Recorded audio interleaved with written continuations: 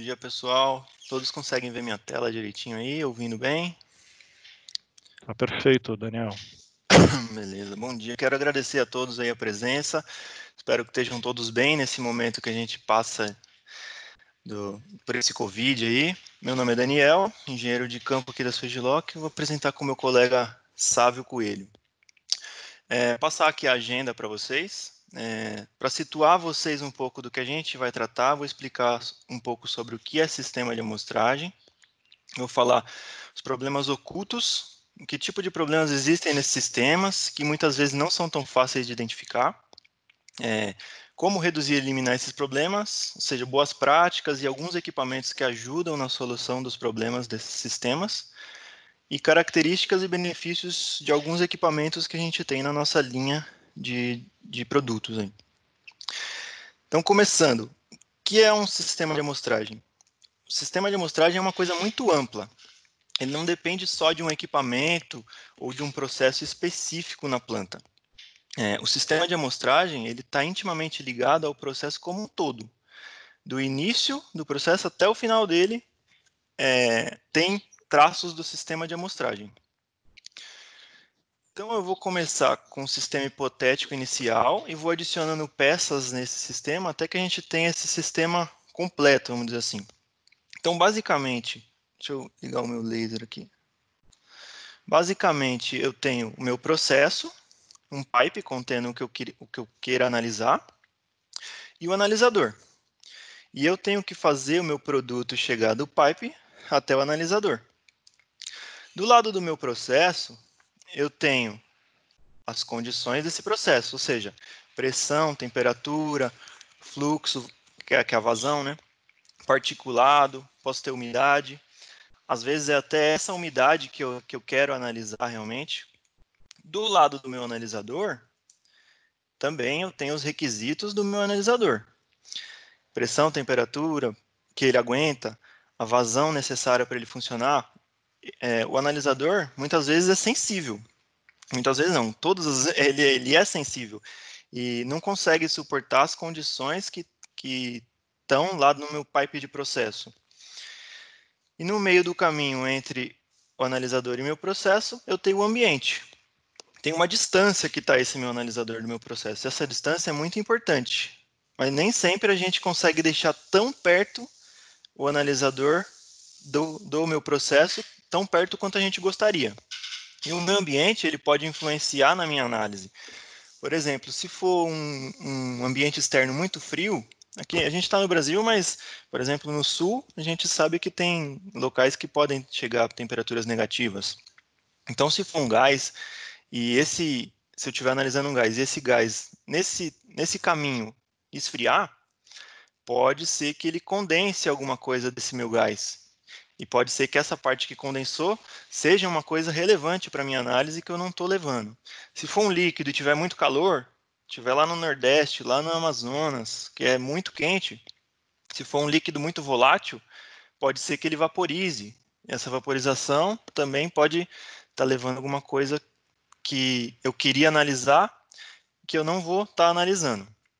Então, o grande papel da instrumentação analítica é levar a amostra do processo para o analisador, mas com esses objetivos, sem alterar a amostra, ou seja, tem que ser uma amostra representativa, sem condensar ou vaporizar quando não deve,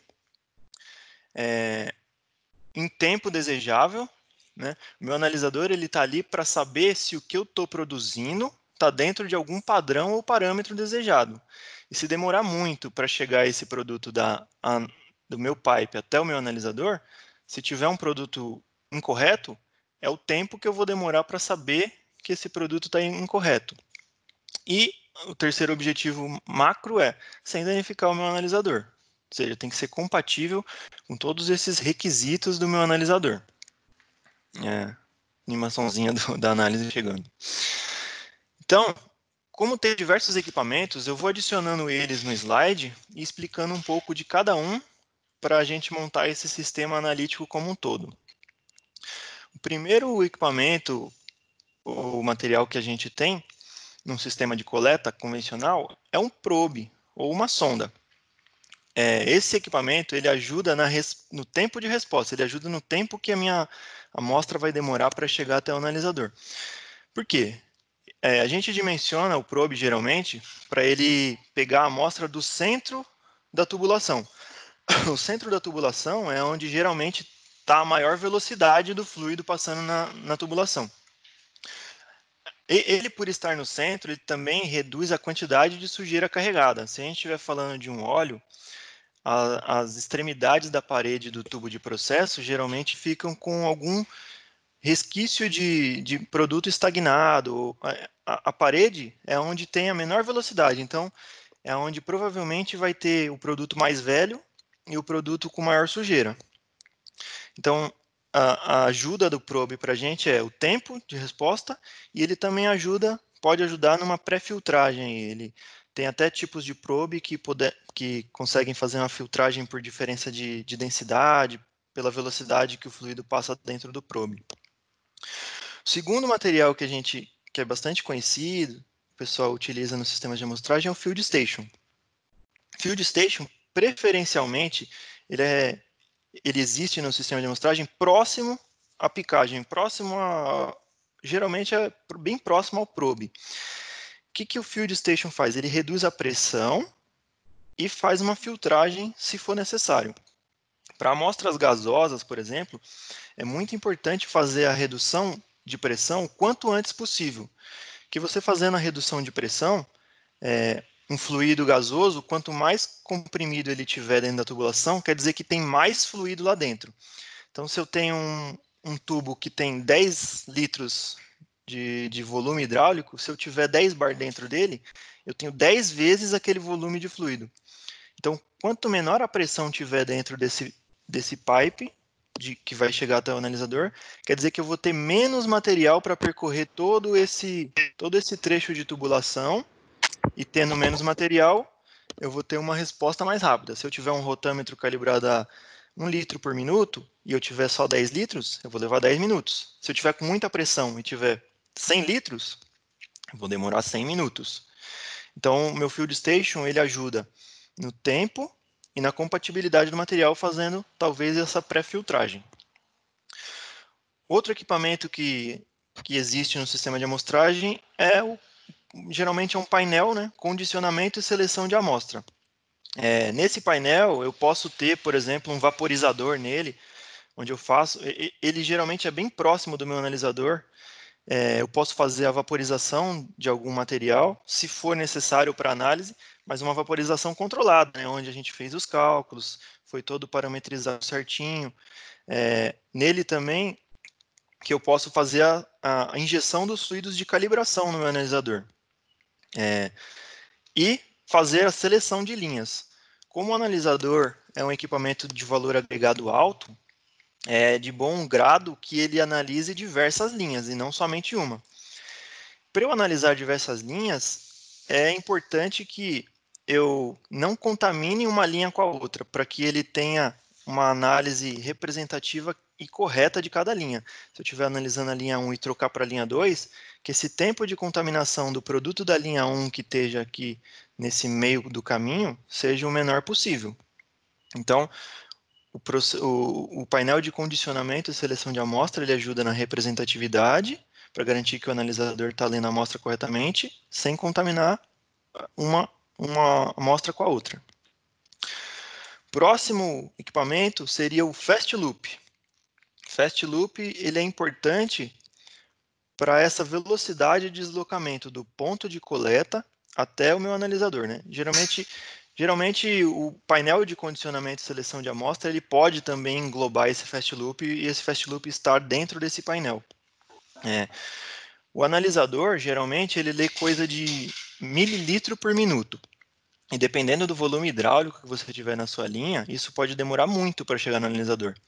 Então a gente coloca esse Fast Loop, que é um conjunto de válvula, rotâmetro, pode ter alguma filtragem também, geralmente tem um filtro bypass, mas a principal função dele é fazer esse bypass com uma grande vazão, retornando para o processo, ou para queima, né, para o flare, para fazer com que esse volume chegue mais rápido. Então, por exemplo, no Fast Loop eu tenho um rotâmetro grande com vazões altas, litros por minuto, e um rotâmetro menor com os mLs que sobrar desses litros por minuto que vai para o meu analisador. Outra função importante do Fast Loop, quando a gente está falando de um sistema com um analisador que analisa várias linhas, é o fluxo contínuo que ele permite que tenha do ponto de coleta até a entrada do painel de condicionamento de seleção. Então, por exemplo, se eu estiver analisando a linha 2 aqui, no tempo que eu estiver analisando a linha 2, o fluido ainda vai estar tendo movimento entre o ponto de coleta e a entrada do painel de condicionamento. Então, com o Fast Loop, você vai minimizar a quantidade de equipamento, de produto, um material velho que tenha nessa linha que vem do ponto de coleta até o ponto de condicionamento e seleção, graças a esse fluxo contínuo que a gente vai ter. Então, isso é ocasionado pelo nosso Fast Loop. Depois, após o analisador, tem uma linha de despejo de amostra, que muitas vezes é um vent ou a linha de flare, mas também é muito importante porque você não pode ter contrapressão na linha do analisador, pode dar problemas nessa linha de saída, podem ocasionar erros na leitura do seu analisador. E indo para uma parte da analítica offline, a gente tem o sistema de coleta de amostra. Geralmente é um painel que você retira o produto em cilindros ou frascos de vidro. Essa análise é importante, por exemplo, para validação do resultado do meu analisador. Então, de tempos em tempos, é cruzado o resultado de uma amostra que foi coletada com a amostra daquele mesmo minuto, o mesmo horário que foi produzida pelo analisador.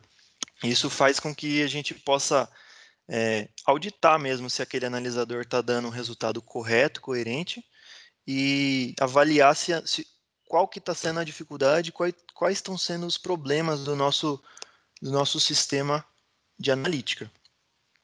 E aí o nosso analisador dentro da casinha dele, né, do shelter, analisador ou analisadores, né, fica dentro da casinha, protegido das intempéries, tem ar-condicionado para ele ficar... Na verdade, o analisador nada mais é do que um computador que está contando partículas ali, então ele tem que ser tratado com muito carinho, né? O gás de utilidade também fica dentro do shelter. E aí, basicamente, os produtos Smart, eles estão colocados, posicionados no painel de condicionamento e seleção de amostra.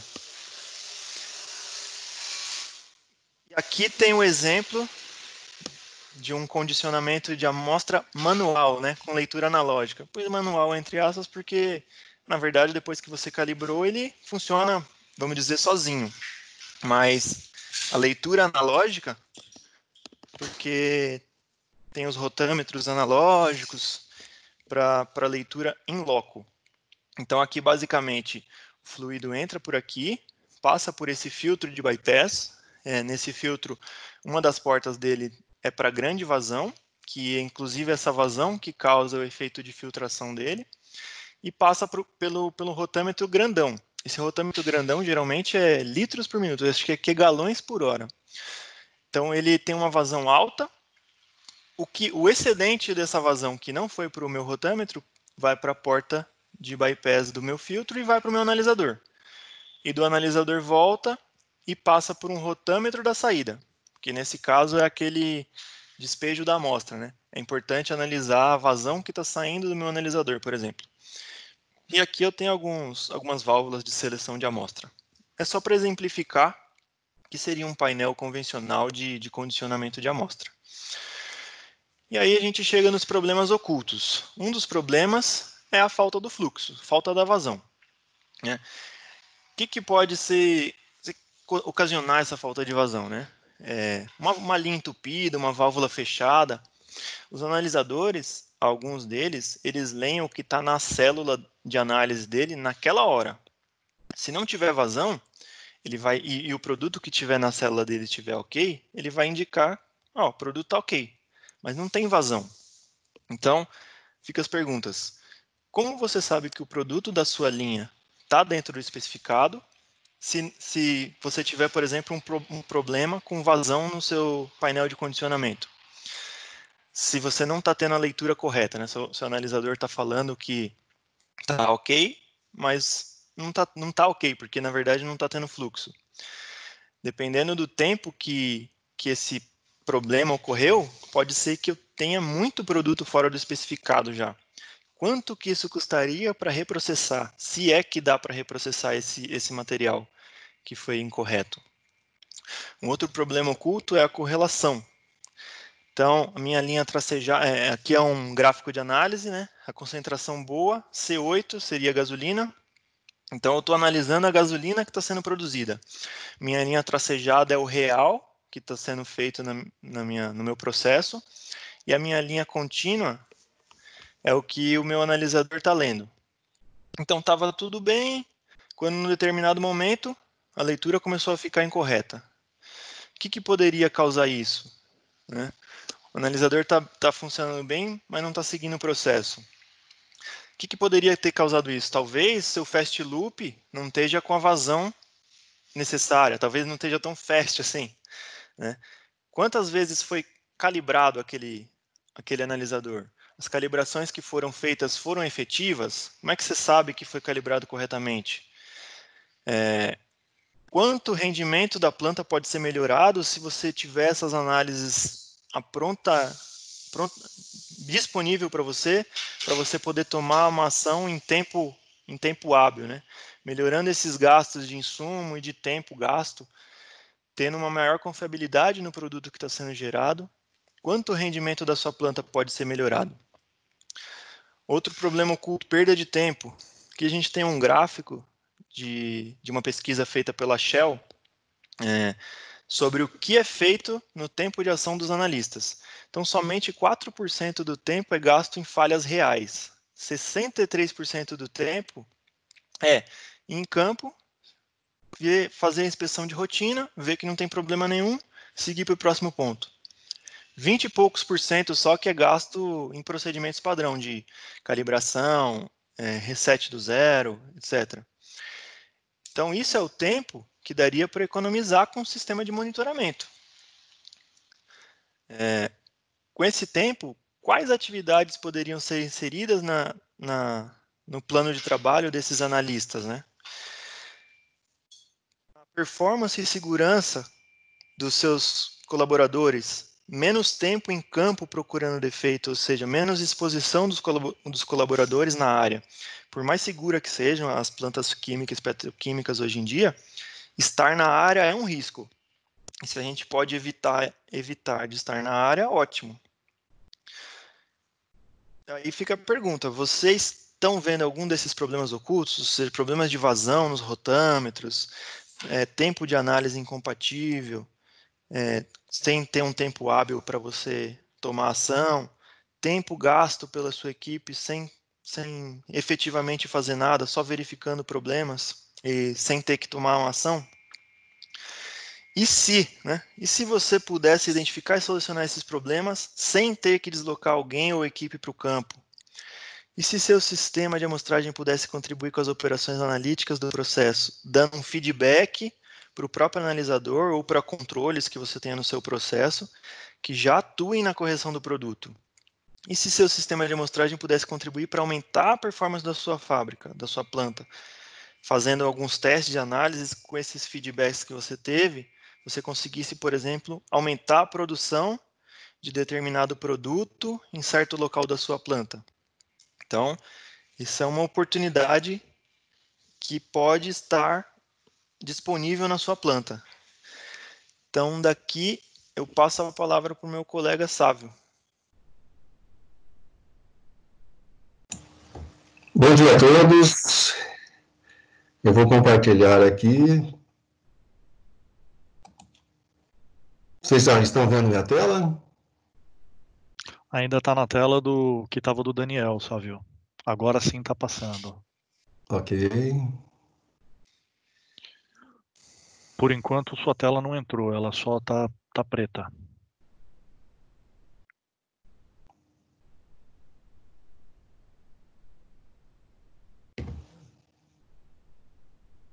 Nada ainda? Não, ainda não. Talvez se você clicar na área de trabalho, ela já entre lá. Assim, só um minuto, vou refazer aqui, fica mais fácil até.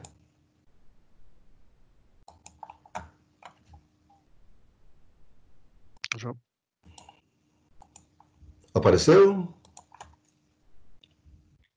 Agora sim, só precisa colocar no modo de apresentação, Savio, aqui está.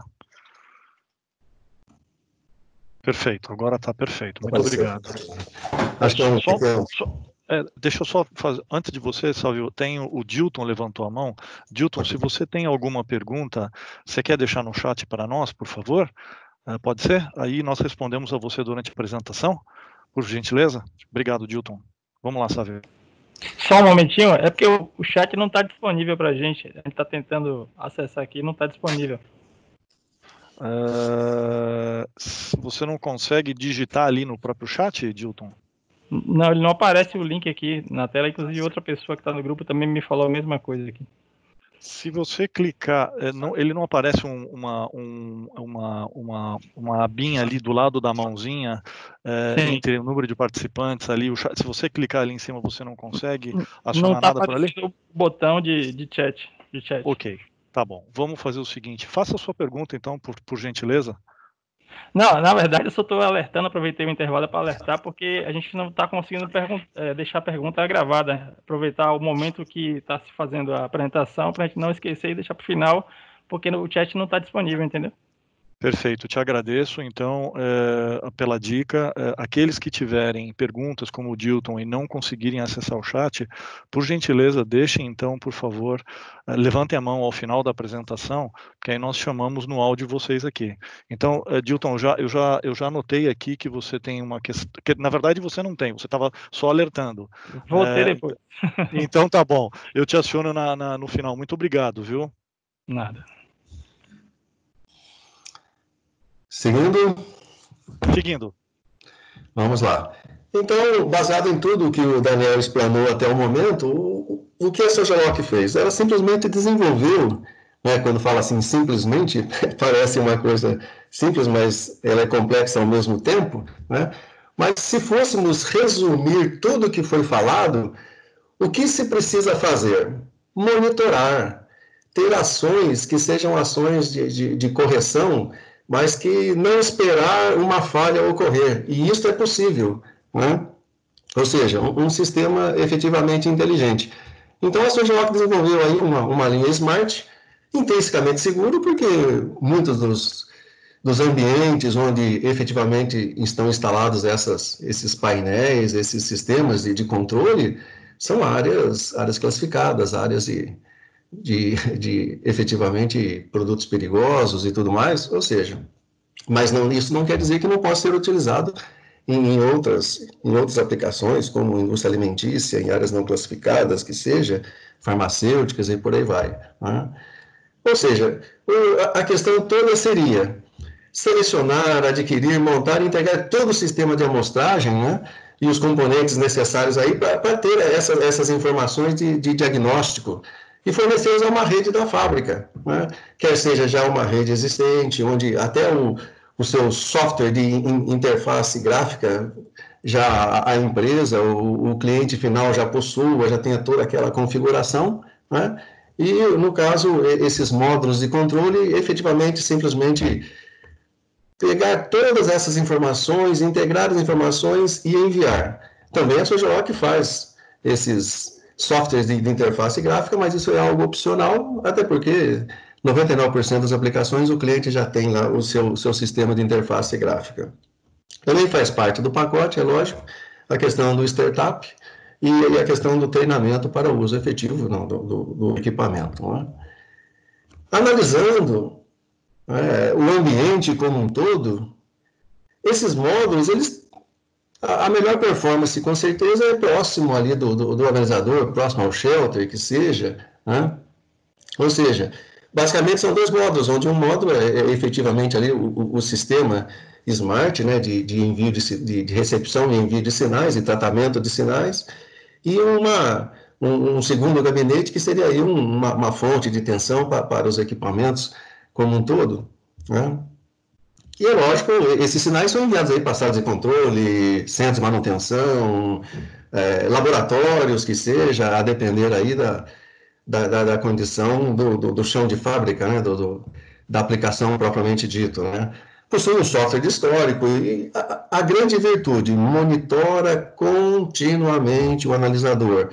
E esses dados aí possibilitam as manutenções preventivas, né, não necessariamente, né, como é muito prático muitas vezes, você vai fazer a preventiva sem ter a mínima noção, conforme até o próprio Daniel explanou, de um histórico da Shell, 63% das vezes vai-se ao local e está tudo bem, perfeito e maravilhoso, nenhuma ação, mas você tendo sinais que monitoram isso, né, e você tendo uma curva de tendência, já se pode prever que, olha, é uma preventiva, não é uma corretiva ainda, mas essa preventiva pode vir a sanar aí muitos problemas.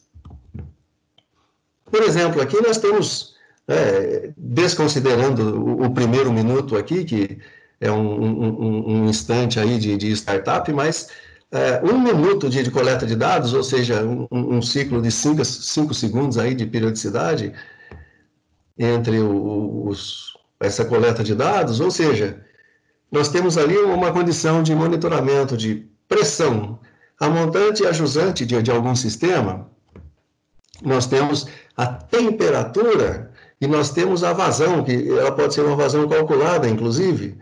Imaginando, né, uma situação onde, por exemplo, a pressão ela entra em queda. Poxa, por que uma pressão entra em queda? Uma pressão entra em queda, porventura, um filtro já está no momento de fazer uma limpeza, ou o autolimpante perdeu a sua eficiência, tem que se trocar algum componente, os seus tubings de alimentação, as incrustações dos seus tubings de alimentação, elas chegaram ao nível que já estão incomodando efetivamente, né, num termo bastante simplista, né, mas já estão distorcendo parâmetros de processo, particulados, né, ou seja, várias situações. E pensando na temperatura, vamos imaginar assim, uma situação bastante elementar, né, imaginando que, porventura, a sua amostra, ela vem lá do seu probe, por exemplo, ela vem num tubo traceado, e, porventura, simplesmente, poxa, não tem mais energia elétrica, ou o vapor, em algum momento ali, deixou de passar pelo traço, num traço a vapor, por exemplo. Então há uma oscilação na temperatura, e essa oscilação pode ter inconvenientes, como condensação, e por aí vai. Ou seja, então, esse monitoramento à distância em situações como essa aí já dá o alerta, né, para que se tome alguma decisão, né, de caráter preventivo. Aí sim, eventualmente, o instrumentista vai até o local, até o painel, até monitorar as tubulações, que seja, né, os traços elétricos ou a vapor, que seja, para tomar decisões e ver efetivamente onde possa estar o problema, né? Mas, muitas das situações, isso não é instantâneo, é uma curva de tendência. Então, dentro de um limite que seja aceitável, o processo ainda estaria de acordo, mas se você verifica uma curva de tendência indo para um ponto que já indique, olha, temos uma anomalia, ainda não interfere nos resultados, na qualidade da amostra, na representatividade da amostra, mas cabe uma visita em loco. Ou seja, então esta tomada de decisão é a questão do monitoramento. E os alarmes são propícios a isso, né? É possível se colocar condições de vazão mínima, pressão máxima e por aí vai. Esses parâmetros todos são configuráveis, ou seja, e a decisão e a definição de quais parâmetros seriam indicados para aplicação, aí estão realmente nas condições operacionais, na necessidade do analisador propriamente dito. Aqui, por exemplo, temos um gráfico de ΔP, ou seja, no sistema existem ali transdutores de pressão. Existem, lógico, nos sistemas de análise, o auto-blowback, por exemplo, então esses parâmetros são conhecidos, a periodicidade, muitas vezes, conhecida, ou seja, então são situações que se convivem e isso efetivamente não é um problema, é uma característica do processo analítico, muitas vezes uma característica do analisador em si, né?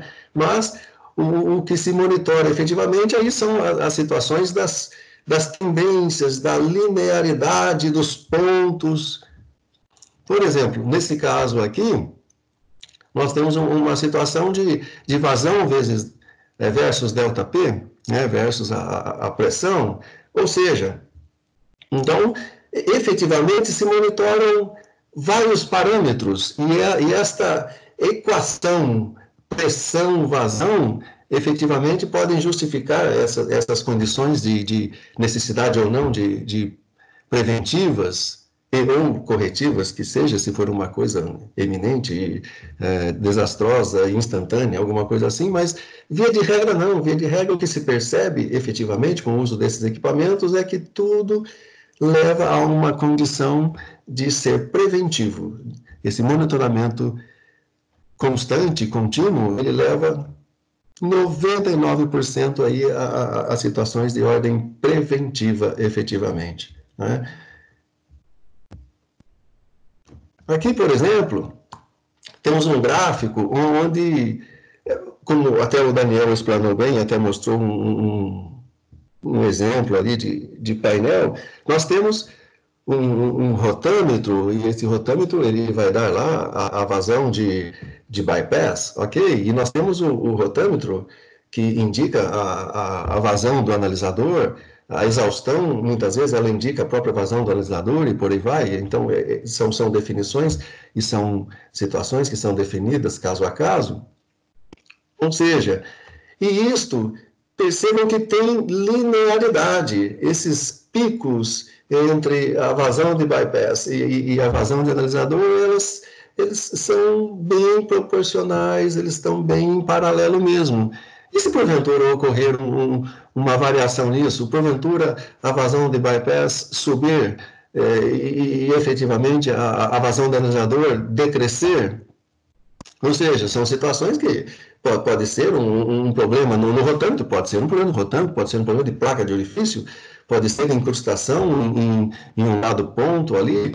Então, efetivamente, você já tem essas sempre as condições aí de tentar entender aonde possa estar o problema. Imaginando se houve um acréscimo numa vazão de bypass ou uma redução na vazão de analisador, basicamente se expressa em situações como incrustações, particulados e por aí vai. Ou seja, as tomadas de decisão, a experiência desses instrumentistas em campo, aí se levam a soluções até mais eficientes, né?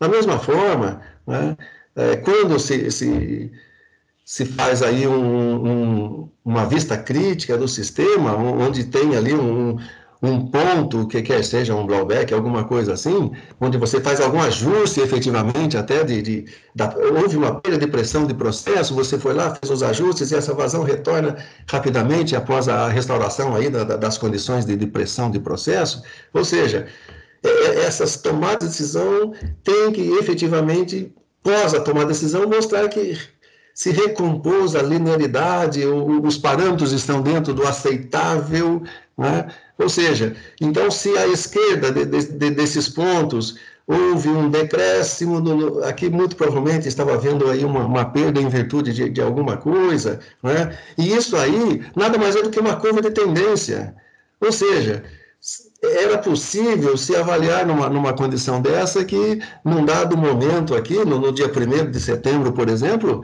poxa, alguma coisa está ocorrendo, e se não for um blowback, vamos lá, vamos ver o que é, né? Ou seja, então, este tempo já levaria aí a questão dos instrumentistas a uma tomada de decisão mais rápida mesmo, né?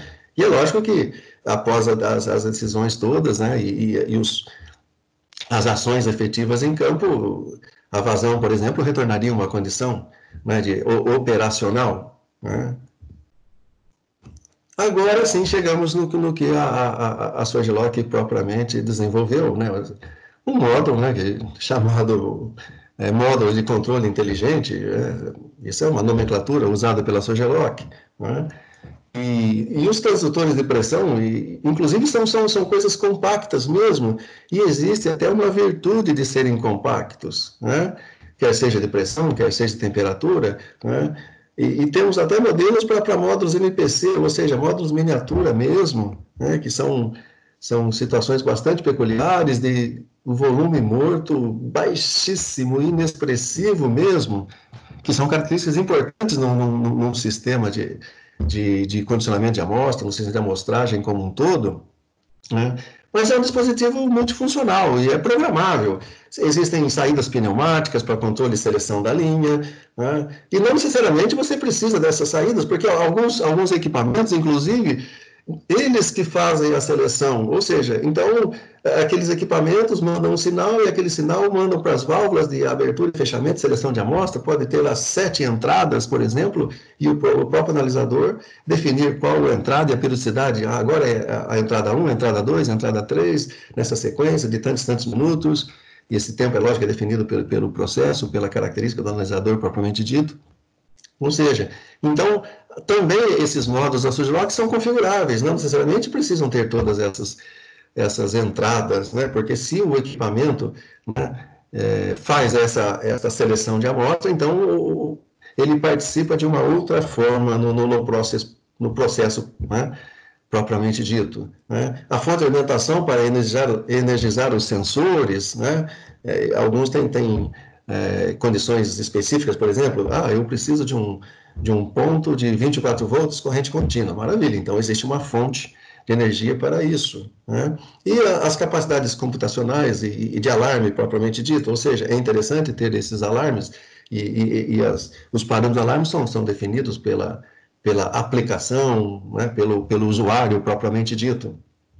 As questões de intrinsecamente seguro são certificados aí para a classe 1, divisão 1 da ATEC, zona 0, ou seja, locais efetivamente perigosos mesmo. Existe uma interface de rede, CAN-Open, e existem, como até já abordei anteriormente, né, acabei até atropelando um pouco, mas existem 2 opções de produto, né, com 6 válvulas piloto integradas para controle e seleção de amostra, né, ou seja, e existe a opção sem essas válvulas, né? Porque se o analisador controla essa atuação das válvulas, maravilha, este módulo já fica um módulo mais simplificado efetivamente, ou seja, este módulo é todo configurável conforme a real necessidade da aplicação, propriamente dito.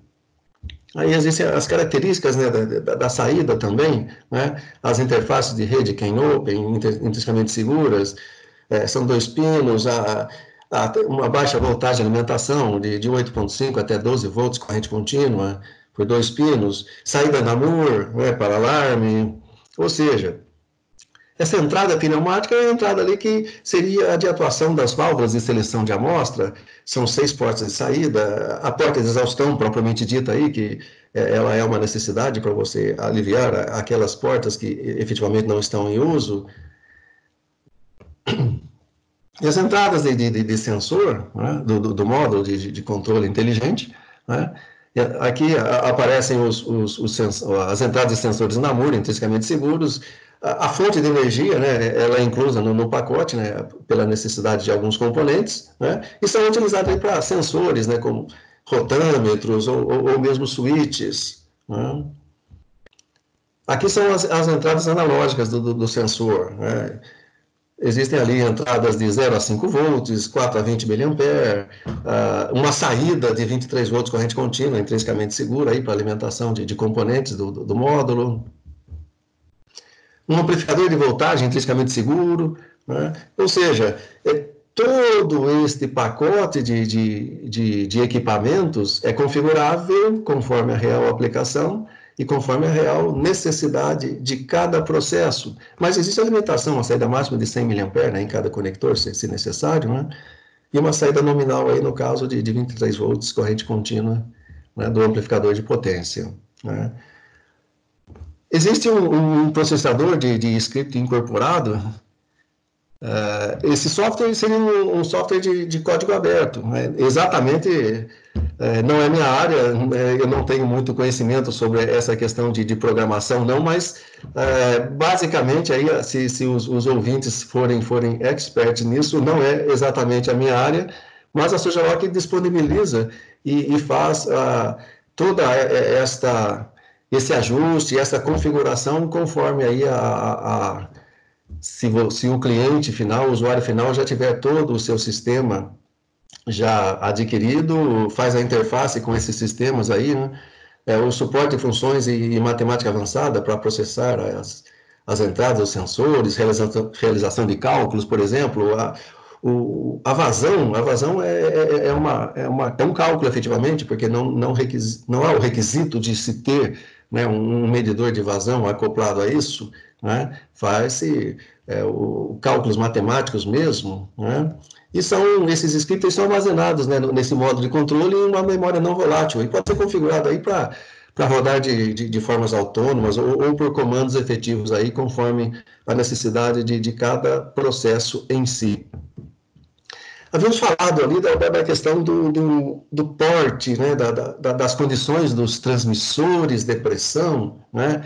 Além de serem intrinsecamente seguros, o que é propício aí a ambientes onde tem hidrocarbonetos no ambiente, áreas classificadas e por aí vai, mas uma grande virtude, se for resumir todo este slide aqui, a grande virtude mesmo está aqui embaixo, onde tem esse dead lag, seria algo aqui em torno de 0,31 mililitros ou centímetros cúbicos, ou seja, para isto fazer uma purga, fazer um fast loop do próprio instrumento é muito rápido, é coisa assim de segundo mesmo, ou seja, a grande virtude desse componente, né, aqui nós vemos a base de um transmissor, né? A grande virtude desse componente é exatamente não ser um inconveniente em termos de ser um dead lag do sistema.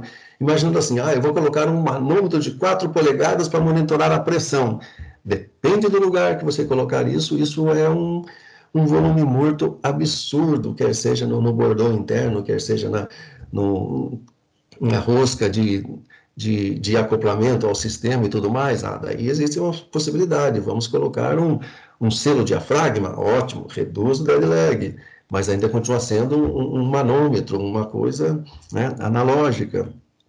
E no caso aqui nós estamos falando de sistemas muito inteligentes, que enviam sinais, que possibilitam gráficos e tudo mais, ou seja, e ainda com o grande benefício de não ser um volume morto, porque 0,31 mililitros realmente é algo considerável, né? Ou desconsiderável, né? Em termos de dead lag propriamente dita, né?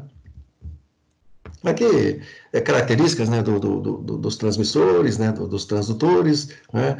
Ou seja, sem cavidades preenchidas de óleo, nunca precisa de recalibração, né? Aí são situações e opções de conexões, pode ser um quarto conexão de duplas anilhas, por exemplo, 6 milímetros, pode ser configurável aí ao MPC, que são aqueles módulos, né, que realmente compactos mesmo, né? É muito interessante isso, todo o sistema MPC é muito interessante, diga-se de passagem. As configurações de escala de saída, 0 a 50, 0 a 250 e 0 a 500 PSI, ou seja, nessas condições eles atuam perfeitamente bem. Uma certa vez até adiantando algumas questões, poxa, mas isso é necessário ficar dentro do módulo?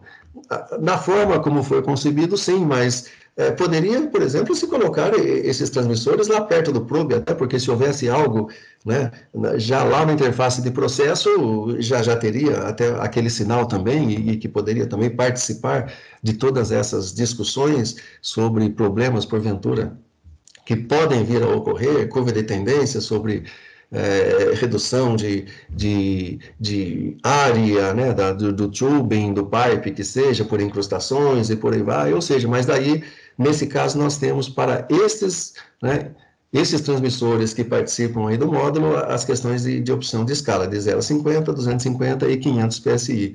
Algo fora disso, daí teria que... É possível sim, mas teria que ser talvez configurável se necessário. Tudo se ajusta efetivamente, tá ok?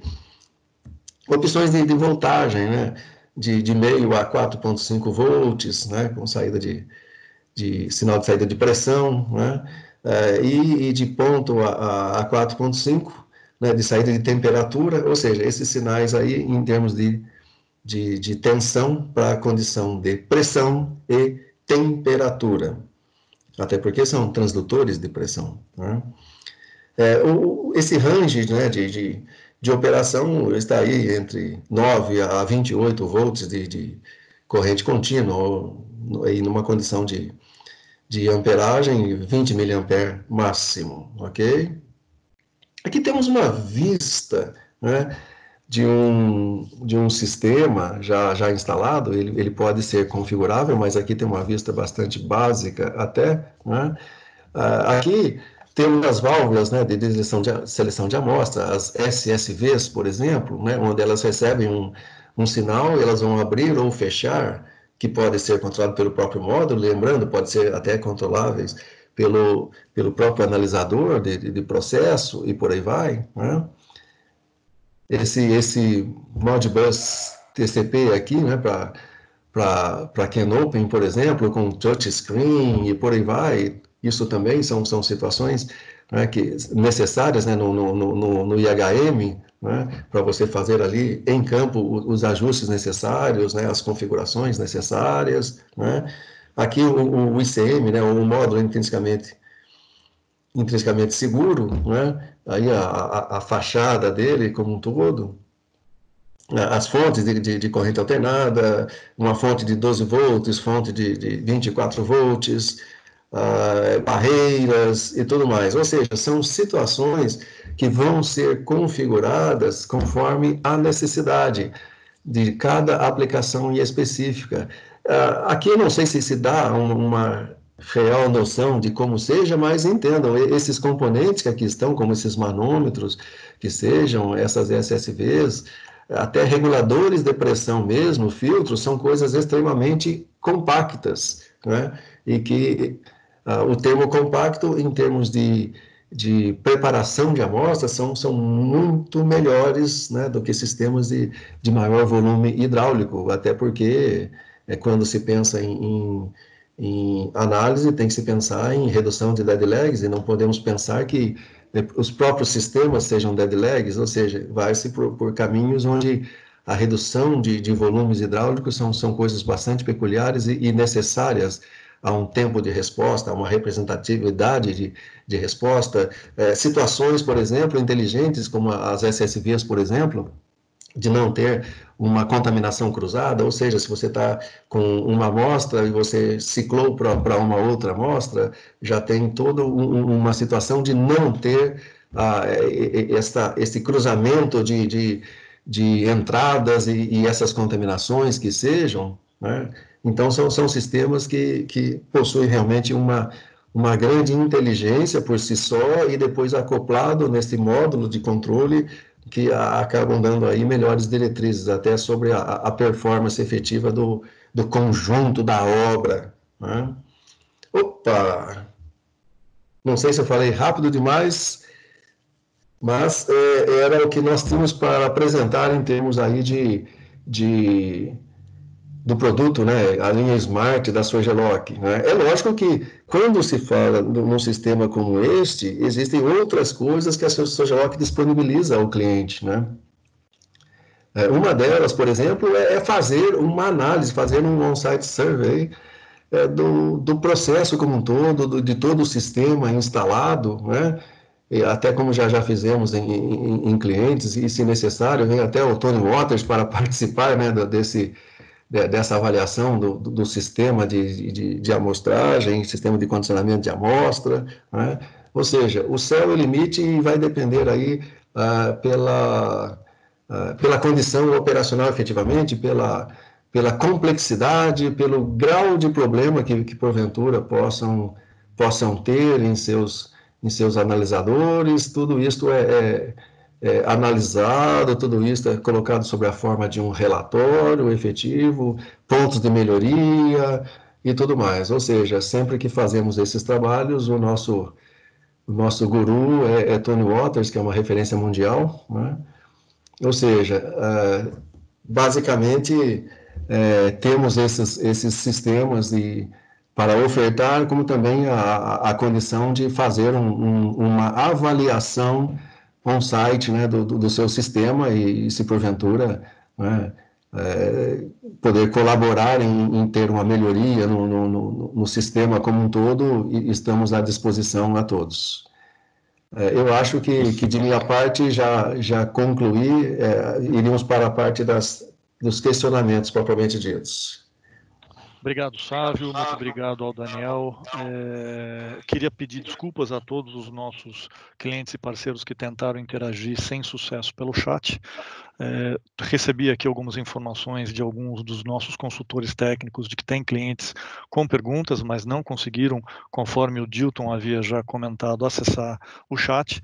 Então, o meu pedido é que levantem a mão virtual, por favor, como o Dilton está fazendo agora, e nós vamos passando a palavra para cada um que tiver questionamentos aos nossos engenheiros de aplicação e de campo, que estarão aqui à disposição por mais alguns minutos para essas respostas, ok? Sávio, se você puder, por favor, manter novamente o QR Code ali da nossa pesquisa de opinião, que seria importante deixar na tela, haja visto que a Fabiana ela consegue colocar no chat, mas o pessoal aparentemente não está conseguindo acessar. Então seria importante manter na tela, por favor. E eu vou então passar a palavra ao Dilton. Dilton, quer, por favor, fazer a sua pergunta? Opa, na verdade eu tenho 4 perguntas, não sei se eu faço as 4 de vez, ou se é melhor fazer aos poucos. Como é que você acha? Vai fazendo uma a uma, e na medida em que subir as outras mãos aqui, aí a gente vai intercalando, Dilton. Tá, ok. Faz então só a primeira. Eu queria saber qual é a distância de alcance do sistema, não sei se você chegou a falar e eu não peguei. Eu entendi que, na verdade, quem faz essa transmissão é o módulo, não é o sensor, né? O sensor ele é com fio e ele é ligado a um sistema que faz a transmissão, que é um módulo, acredito eu, que ele faz a transmissão a distância que eu não sei qual é. Aí eu queria saber como é esse alcance aí. Tá. No caso, eu não teria essa resposta de imediato para você, porque realmente vai depender aí dos parâmetros do equipamento propriamente dito. Mas está anotado aqui para conversar com o Ken Bacos, e que é a pessoa que faz esse tipo de nossa consultoria, e respondemos para você. Ok. Ok, Dilton, como não tem nenhuma outra mão levantada, vai seguindo com as perguntas e na medida em que alguém tiver mais pergunta, por favor, acione a mão virtual que fica ali no painel, e aí a gente vai saber por aqui que tem outros questionamentos. Enquanto isso, nós vamos seguir com as dúvidas do Dilton. Outra coisa, lógico que você tem um custo, na minha opinião, não deve ser tão baixo, mas assim, comparado com o sistema com fio, né? Que o sistema com fio tem um custo elevado, porque você tem que levar eletroduto, por exemplo, de uma casa de analisadores até uma sala de controle, por exemplo, e às vezes chega a 100 metros, 200 metros de distância. Isso tem um custo alto. O sistema de vocês, comparado com o sistema com fio, hoje ele é bem mais em conta ou chega a empatar? Como é que é? Não, na realidade, efetivamente, o custo é mais alto, sim. Isso não podemos tirar a clareza e a transparência, não. Efetivamente, o custo é bem mais alto, sim, né? E é lógico que, como já vivemos em outras aplicações, muitas vezes as interferências e situações de local, né, como 100 metros de distância, muitas vezes, se o seu local é limpo, não é um problema, mas muitas vezes 50 metros com vários pontos que pudessem ser conflitantes em termos aí de interferências, né, aí já passamos algumas experiências indesejáveis, e muitas vezes a opção por fio até acaba sendo interessante, né, quer queira, quer não, mas depende também da condição de local, tá? Então não é uma situação assim muito fácil de ser elucidada, né? Não é uma matemática tão simples, porque se falar, olha, funciona a 100 metros de distância sossegado, e de repente vai lá e tem um mundo de interferências eletrônicas, e isso é complicado. Tem que se avaliar caso a caso mesmo, tá? Ok. Posso continuar? Gilton, pode continuar. Pode sim. Certo. Aproveitando a mesma pergunta ainda, mas o sistema também pode ser feito com fio, né? Pelo que eu estou entendendo, você consegue escolher. Sim, consegue. E essa é até uma virtude. Uhum. Ok. Compatibilidade com, por exemplo, no nosso caso, a gente usaria muito em cromatógrafos. Eu teria Sim. facilidade de comunicação com marcas diferentes? Sim, existem já, até porque esses sinais, eles têm que ser inteligentes efetivamente, né? E é exatamente por isso que até aquela questão das telas e tudo mais, tudo aquilo é configurável, e para a Sogelock, ela desenvolveu até como opcional, porque muitas vezes o cliente já tem todo um CLP já instaurado e os sistemas devem se conversar mesmo, né? Ou seja, realmente a Sogelock considera como opcional até aquelas telas de integração ali. Ok. Vou Gilton, fazer deixa eu mais só aqui, confirmar. vou fazer só mais Gilton, uma. deixa eu só. Pode. Gilton, pode. Antes disso, deixa eu só confirmar. Você é da Braskem da Bahia, é isso? Você é de Salvador? Sim, Braskem Bahia Perfeito. Camaçari. Maravilha. Exatamente. Eu tenho outras perguntas, mas eu acho que eu vou abrir um pouco para as outras pessoas falarem. Você já tem esse sistema instalado em algum cliente que a gente possa usar como referência? No Brasil, não. Isso é um inconveniente para nós da Techlux. No Brasil, não. Ok. Mas se depois puderem mandar alguma coisa de algum outro cliente, Perfeito. principalmente se for petroquímica, melhor ainda. Ah, sim, porque a aplicação é bem específica, né? Aham, isso. Gilton, Até pode continuar, porque não. Desculpa, Dilson, Fábio. Não, só avisando que o Dilton ele pode continuar ainda o questionamento, porque não tem nenhuma outra pergunta por enquanto aqui, viu?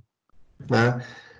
Dilton, até foi o pessoal da Braskem mesmo, eu participei do workshop na Braskem, e falando exatamente sobre isso também, e foi alguém da Braskem, eu não sei quem foi, até se duvidar foi até o Márcio aí que trabalha com você, talvez, Sim. que me perguntou sobre aquela questão se o transmissor pudesse ser colocado lá próximo ao probe, que seja, para você ter um ponto mais próximo à saída de processo efetivo, ou seja, sim, isso é possível. Aí a questão é que muitas vezes seria mais oneroso, é lógico, né? E também a depender das condições de processo, né? Como pressão, existe limitação de pressão para aqueles transdutores, mas que no caso máximo 500 PSI, ou seja, se nós tivéssemos alguma coisa acima de 500 PSI, teria que reconfigurar o transdutor de pressão para aquele ponto de mais alta pressão, ou colocar uma redução de pressão que seja, para depois disso se ter ali a interface, né, do transdutor e por aí vai, mas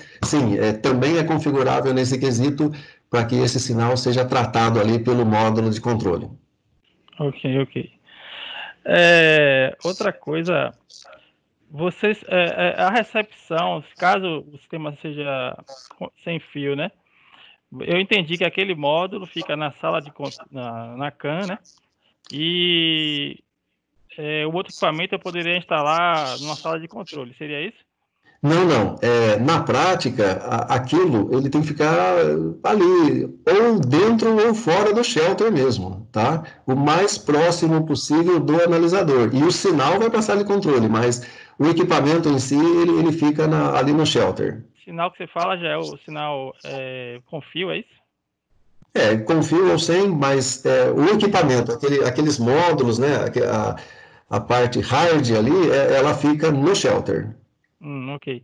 Aquele painel que você mostrou lá, você sabe as dimensões dele exatamente? Porque assim, na foto pareceu grande. Não sei se. Eu preciso ver aqui as dimensões e nós passamos para você o catálogo, até se for o caso, alguma coisa básica sobre isso aqui, né? Mas você vê que existem algumas situações, né? Isso aqui é configurável e a configuração vai depender do número de amostras, né? O número de strings que você tenha, ou seja, então, na prática mesmo, tudo é configurável. Esse painel aí, ele tem um monte de elementos, mas eu estou entendendo que, Sim. de repente, você pode montar os elementos lá no sistema de amostragem, no gabinete de amostragem, no painel, e ter essa parte, por exemplo, ali onde tem uma tela em outra, dentro da casinha, por exemplo. É isso? Seria isso? Exatamente. Até uma situação bastante peculiar, deixa eu mostrar aqui, coisa que até que o Daniel mostrou.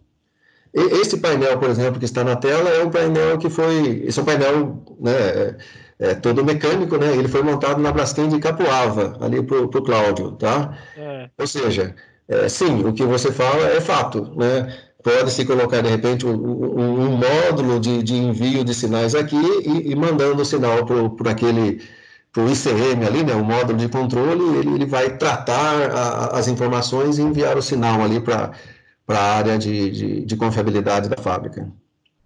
Ok. É porque na outra foto tem a impressão que é tudo junto, mas... Sim, isso aqui, exato, é que voltando aqui novamente, né, você pode ter alguma situação que você já, nesse sistema, já incorpore tudo, sim, né, é que aqui são módulos MPC, efetivamente você pode sim ter essa configuração. Ok. Acho que por hoje é só. Obrigado, Dilton. Nós temos uma pergunta aqui do Heitor Vitor Ribeiro. Heitor, por favor, faça a sua pergunta.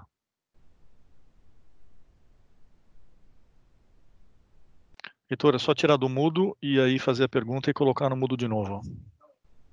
Foi mal. Bom dia.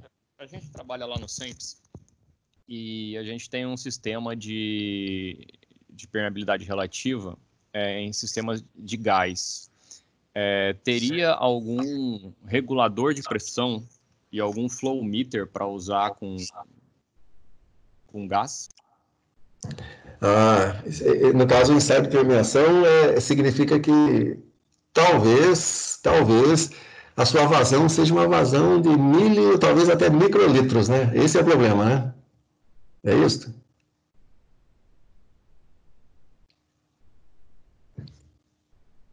Heitor? Alô? Tudo de novo. Ficou? Alô? Oi. Ficou Você mudo de novo. Desculpa. Ficou mudo? Agora que eu desativei de novo. Tá ok. A gente tem vazões lá que variam de 5 até 2.000 cc por minuto. Ok.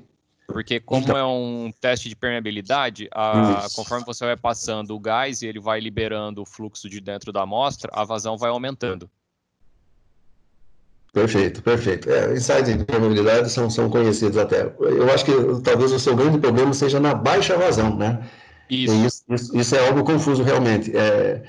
Não é propaganda, né? Mas nós já fizemos vários experimentos e montamos até sistemas de permeação para pesquisadores, como na Universidade Federal da Bahia, entre outros, né? Para Pepsi, né? A PepsiCo em Sorocaba, São Paulo, né? Ou seja, são aqueles ensaios de permeação para as embalagens, né? De salgadinhos e por aí vai, mas independente disso, o que nós já percebemos, até é uma dica para você, é que para se monitorar, né, a condição de vazão, né, talvez a empresa Bronkhorst seja a mais indicada, porque ela teria ali os medidores de vazão que seriam para essas faixas de vazões mais baixas, né? Exatamente. É o que a gente usa lá.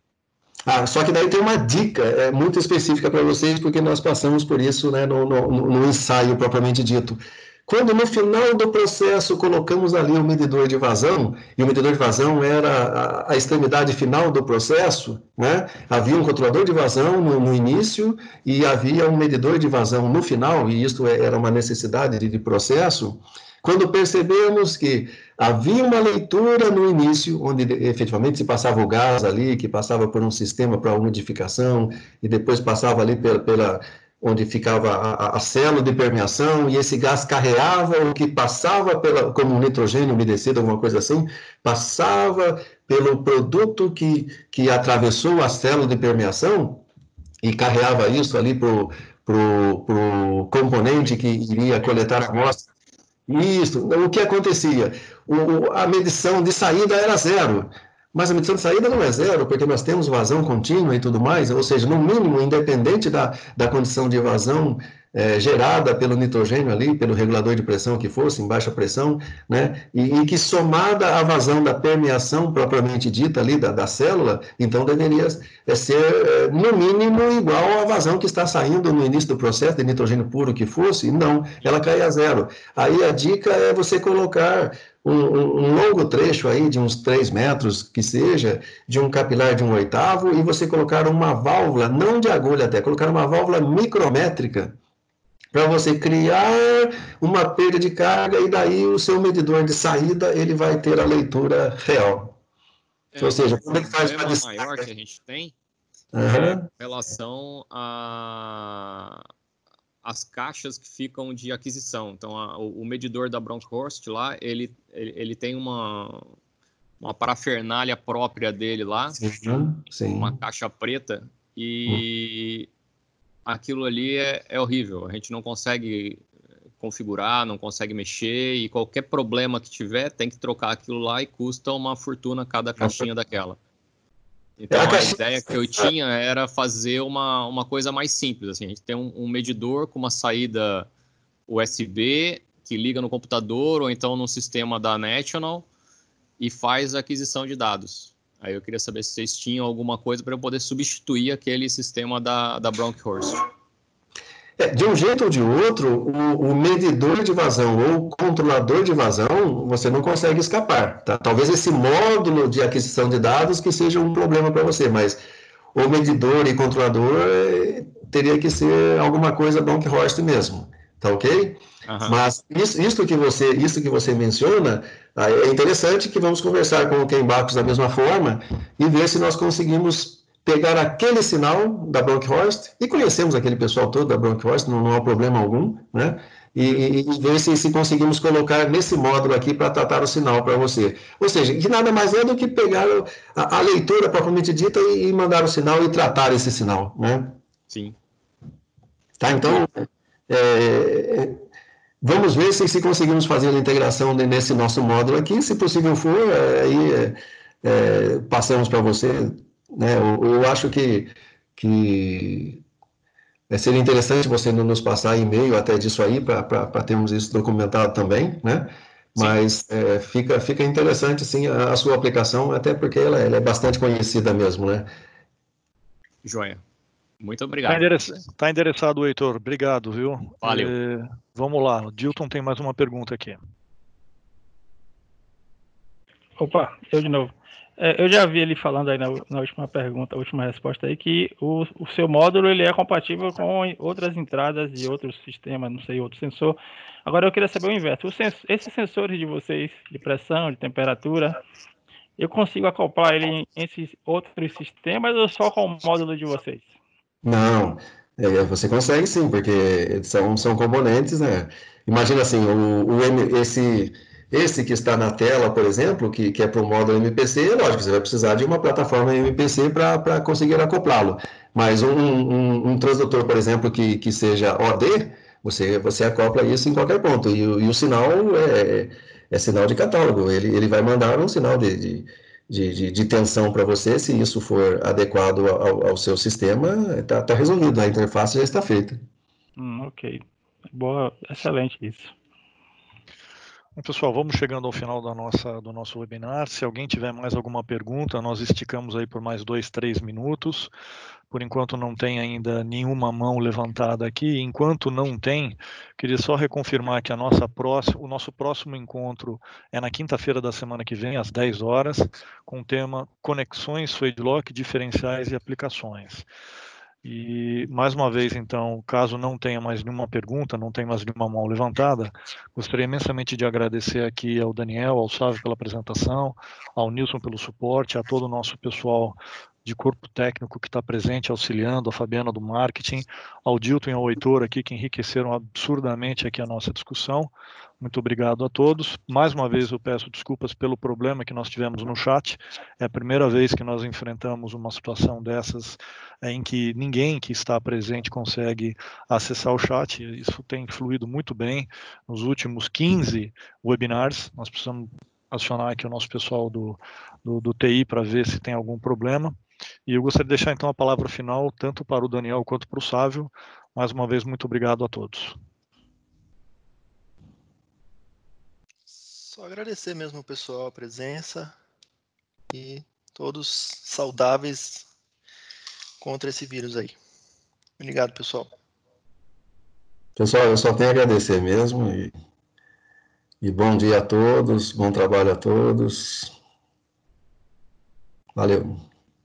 Muito obrigado, pessoal, mais uma vez. Qualquer dúvida, basta entrar em contato conosco pelos telefones, pelos e-mails que foram postados aqui no nosso aqui na tela. E, mais uma vez, um excelente dia, fiquem bem, saúde e bons negócios. Bom dia.